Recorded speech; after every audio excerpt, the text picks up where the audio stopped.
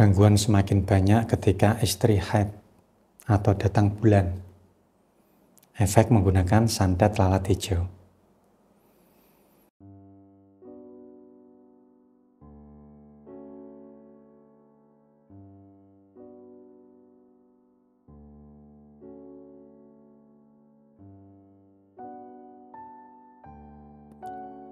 Assalamualaikum warahmatullahi wabarakatuh. Saudaraku yang dirahmati Allah Subhanahu wa Ta'ala, Tuhan yang Maha Kuasa, salam bahagia dan semoga hanya kebaikan yang selalu menyertai kita semua. Amin, amin ya rabbal alamin. Jumpa lagi dengan saya, Pak Romdoni, masih membahas putaran santet lalat hijau. Ya, untuk saat ini dan yang sudah-sudah ya, saya itu sudah share banyak konten ya, tentang lalat hijau. Nah, ini ada salah satu pengikut di Instagram ya, yang ingin berbagi kisahnya. Kasus ini yang masih ada kaitannya dengan santet lalat hijau. Nah, beliau ini statusnya itu belum klien saya. Ini adalah murni pengikut di salah satu akun Instagram saya. Nah, beliau ini awalnya DM ingin berbagi kisah kasus beliau.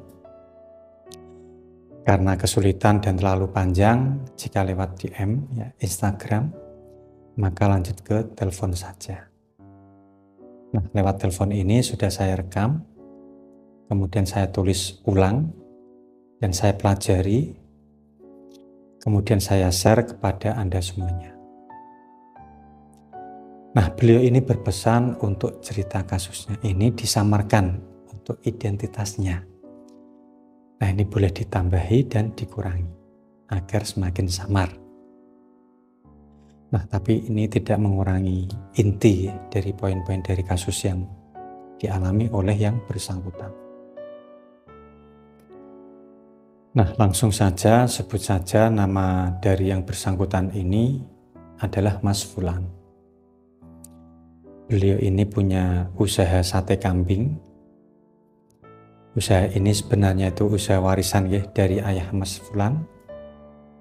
Ya, ayah Mas Fulan sendiri belum meninggal. Tapi untuk usahanya ini sudah diserahkan secara total kepada Mas Fulan. Dan Mas Fulan ini sudah menikah dan sudah memiliki satu anak.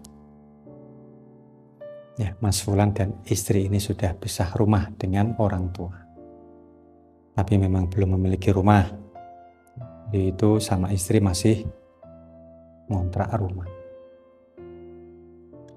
Nah, di mana rumahnya ini kebetulan ya, berada di belakang warung sate milik Mas Fulan ini. Ya, kurang lebih seperti itu latar belakang dari Mas Fulan ini. Nah, ini masuk kepada inti ya kasus dari Mas Fulan ini. Mas Fulan ini sudah pegang usaha sate ini sudah lama, hampir jalan 6 tahun. Kalau di total sejak awal ya membantu ya sudah 8 tahunan. Ya, 2 tahun pertama Mas Fulan ini sekedar membantu di warung. Ya, karena setelah lulus kuliah, Mas Fulan ini bingung mau kerja apa dan akhirnya bantu-bantu di warung sate ayahnya. Nah, kemudian ayah beliau ini menderita penyakit komplikasi.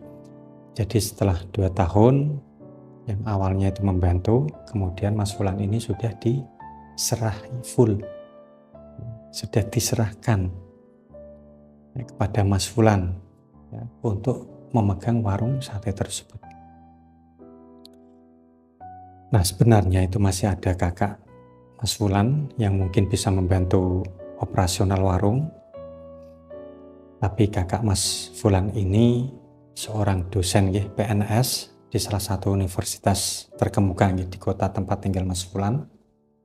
Jadi otomatis mau tidak mau ya Mas Fulan lah yang meneruskan usaha warung sate milik ayahnya. Nah, sejak tahun pertama ya, dia ini megang usaha tersebut sampai tahun kelima. Nah, ini tidak ada masalah yang berarti. Ya, tetap ada masalah tapi bisa teratasi gitu ya. Pasang surut omset pun ya, masih di batas aman. Ya, sekalipun di tahun kedua usahanya ini sedikit pontang-panting ya karena COVID-19 kemarin. Nah, tapi sudah berangsur membaik dan sampai pada tahun kelima, tepatnya itu tahun lalu, nah ini baru ada masalah yang menurut Mas Fulan ini tuh cukup berat. Sampai membuat omset Mas Fulan ini tuh kembang kempis. Ya, hanya cukup untuk operasional warung saja. Keuntungan bersihnya ya sangat tipis. Bahkan terkadang itu tidak ada sama sekali untungnya.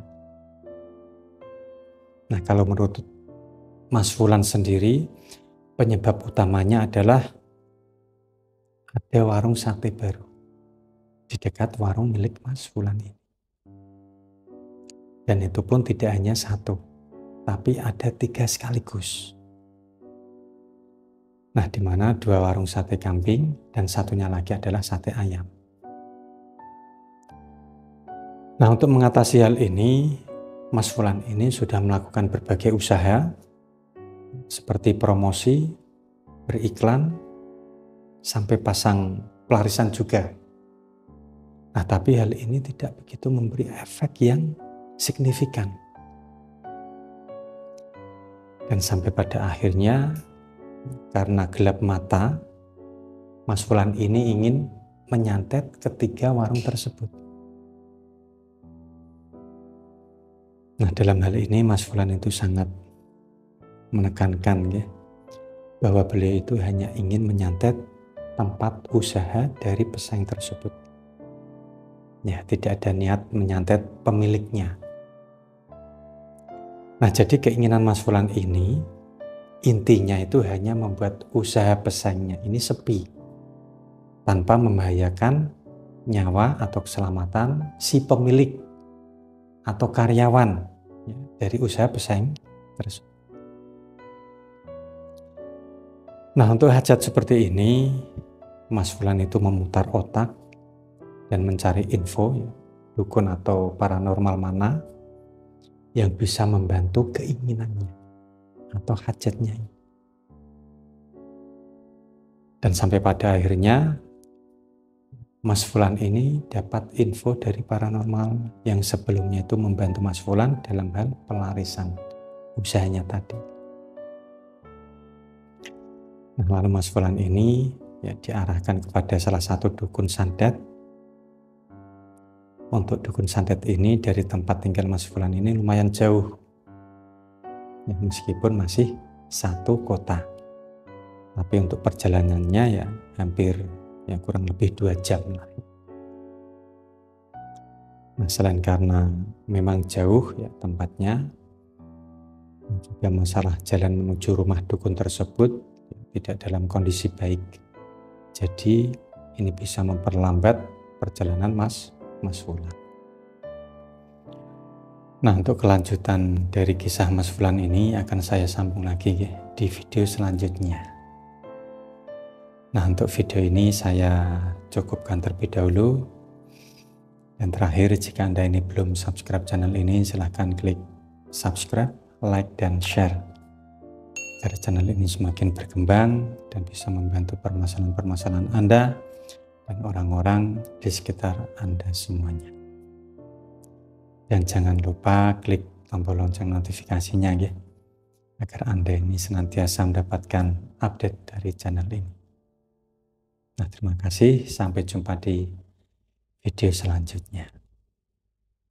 Dan akhir kata, jika ada kebenaran yang saya katakan ini, itu adalah anugerah dari Allah Subhanahu wa Ta'ala. Namun jika ada salah kata, saya pribadi mohon maaf yang sebesar-besarnya. Nah, saya Bahram Doni pamit undur diri. Wallahul muwaffiq ila aqwamit thoriq. Wassalamualaikum warahmatullahi wabarakatuh.